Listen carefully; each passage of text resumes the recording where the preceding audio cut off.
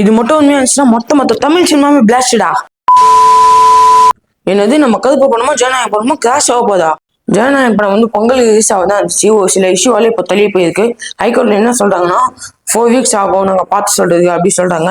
இப்போ 4 வீக் கழிச்சு பாத்தீங்கன்னா பிப்ரவரி தான். பிப்ரவரியில கருப்பு படம் ரிலீஸ் ஆகிறதுக்கு ஆல்மோஸ்ட் கன்ஃபார்ம் பண்ணாங்க பிப்ரவரி தான் சொல்லிட்டு. இதுல இருந்து நம்ம என்ன தெரியுதுன்னா ரொம்ப நாள் கழிச்சு ரொம்ப வருஷம் கழிச்சு சூர்யா சாரும் விஜய் சாரும் இப்போ கிராஷ் விட்டாங்க. அது மட்டும் நல்லா தெரியுது. கான்ஃபிடன்ஸா இருக்கும், நல்லதே நடக்கும்.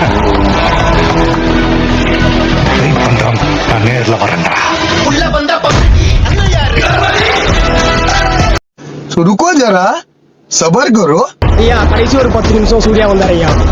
மீதி 3 பேர் மறந்துட்டாங்க.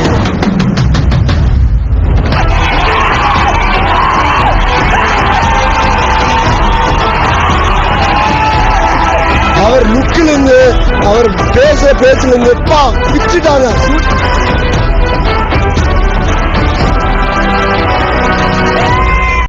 மறக்காம சர்ப்ரைஸ் பண்ணுங்க.